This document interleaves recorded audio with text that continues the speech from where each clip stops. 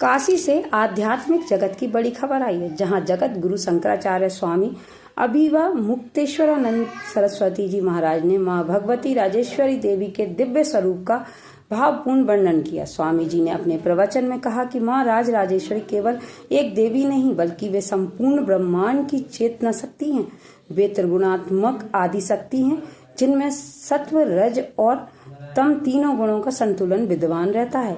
वे ही ललिता त्रिपुर सुंदरी हैं, जिनकी उपासना श्री विद्या परंपरा में परम सिद्धि के मार्ग में माना जाता है।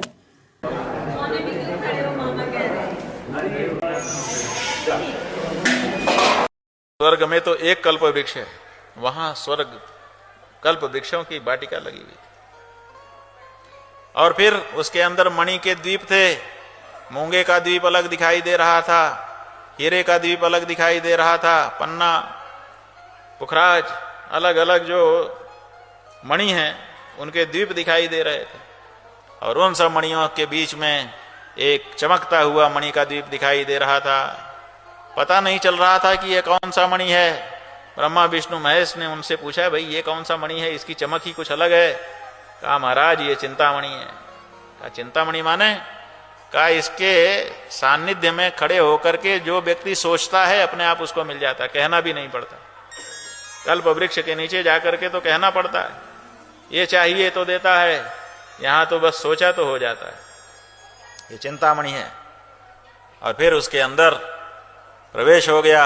एक बड़ा सभागार विद्यमान था, बीच में एक सुंदर मंडप बना था, मंच बना था। वो मंच को ध्यान से देखा, ये मंच तो पत्थर और लकड़ी इन चीजों का नहीं है, धातु का नहीं है, ये किस चीज का है? देखा कि चेतन मंच है। जो कुर्सी आसन होता है वो प्रायः जो है जड़ वस्तु का होता है, उसमें कोई चेतन बैठता है। लेकिन देवी जी का जो स्थान था शिवाकारे मंचे, शिव का ही मंच था। ब्रह्मा विष्णु शिव और ईश्वर चार पाए बने थे।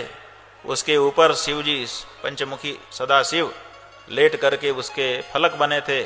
उनकी नाभि से सहस्त्रदल कमल निकला था और उसी कमल के ऊपर पराम्बा राज राजेश्वरी भगवती विद्यमान थी।